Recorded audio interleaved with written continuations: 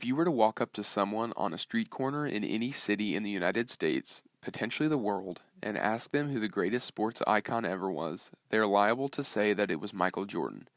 He revolutionized basketball as a sport, both by his play on the court as well as what he wore.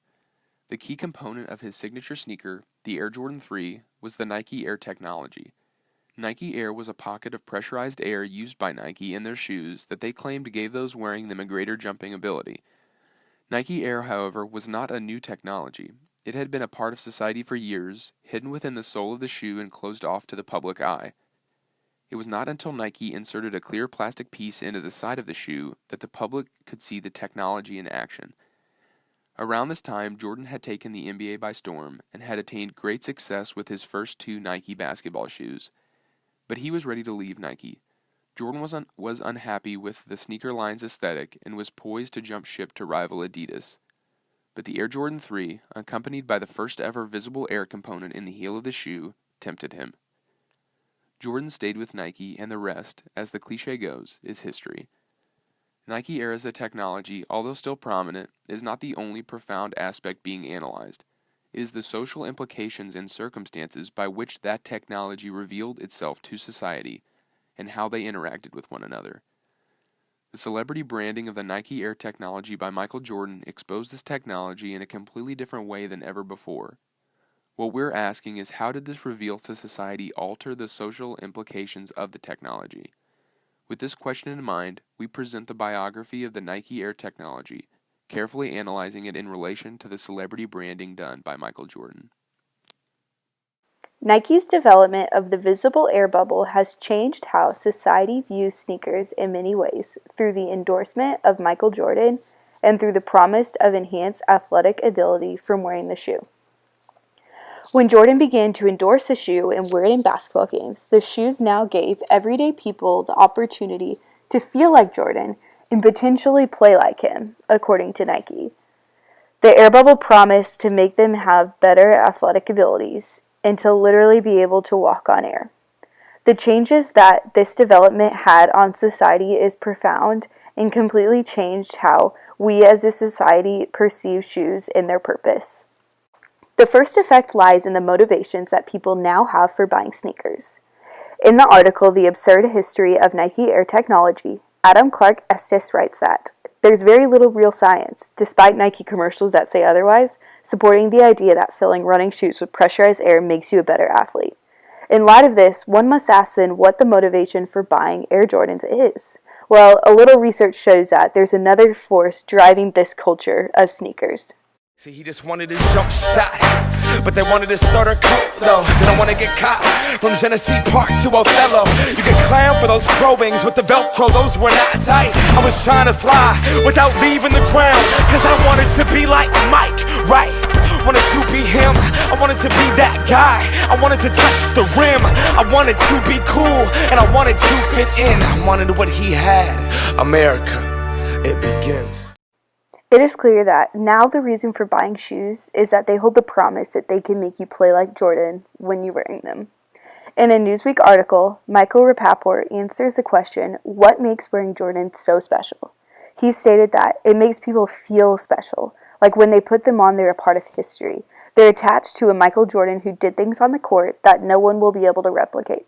That drive and that ambition transfers into the sneakers as something tangible that we can hold and touch. The shoes have become so much more than just a shoe. The development of the air bubble, along with the signing of Michael Jordan, makes the promise that the shoes can enhance athletic abilities. Because of this, we see the second effect that this change in conception of sneakers has had on our culture. An entire new group has been created around sneakers, called sneakerheads. Nike's air bubble was at the origin of this. Sneakerheads are people whose lives revolve around the buying, selling, and trading of sneakers for copious amounts of money. According to Michael Moudakis, it all started with the creation of Air Jordans. He said that Jordans opened up a frenzy of sneaker connoisseurs, now known as sneakerheads. Fans of basketball players would purchase Jordans, Kobe's, or LeBron's as a way to show exclusivity and power within the sneakerhead community. This whole market of people who buy, sell, and trade sneakers are all centered around the releases of new sneakers. One kid, Benjamin Kicks, is a 16-year-old boy who buys and sells sneakers for famous musicians and athletes and is making a fortune off of this. My name is Benjamin. Most people call me Benjamin Kicks, or the Sneaker Don.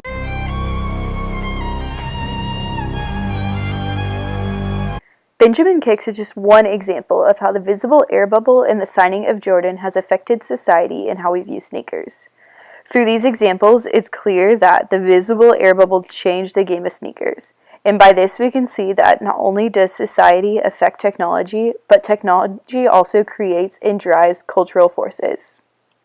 30 years ago, Nike Air revolutionized the sneaker game and created a subculture of sneakerheads. It all started with the Air Tailwind.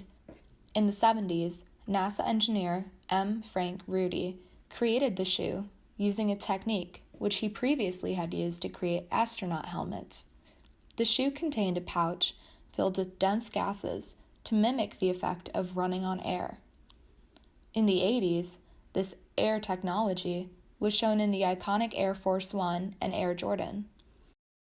With the Air Max 1, the air pouch became visible. This look has become a staple of Nike and key to the shoe's overall design. At the time, the air bubble gave the sneakers a futuristic look, while their pricey cost gave them an air of prestige. Though Nike never actually claims that the Air makes one a better athlete, the design implies otherwise. While the air bubble has become modernized, each shoe design pays homage to its originals. In 2006, Nike created the Nike iPod Sports Kit, an activity tracker device consisting of a small tracker placed in the shoe which connected with an app on your iPod. This was an early design of a fitness tracker, and the concept of a tracker in a shoe was revolutionary. Nike also changed the game with Nike ID, allowing consumers to customize their very own pair of Nikes. This further transformed the sneakers into a form of self-expression with cultural significance, which really appealed to sneakerheads. With the latest fitness tracker being Apple Watch, Nike has designed Apple Watch bands to match their shoes. It's stuff like this that's created to appeal to their target audience, sneakerheads, and not necessarily athletes. Now, Nike has introduced sneakers. The app functions as an all-access pass to experiences, new product drops, and rewards. So what's next for Nike's future? Well, the company actually has eyes on 3D printing. In fact, partially 3D printed Flyknit shoes are in the works. In this presentation, we've seen an excellent example of the co-constitution of both technology and society. Nike Air revolutionized the game of basketball, and although scientific evidence behind the technology may be hard to gather, the introduction of Nike Air technology into basketball was a groundbreaking event in the history of the game. However, just as important as the actual introduction of the technology into the sport was the visible introduction of the technology via the window presented in the Air Jordan 3s. And this is why Michael Jordan's celebrity branding of the Nike Air technology was so important. Without him, Nike very well may have never opened the sole of the shoe to allow for viewing of the technology.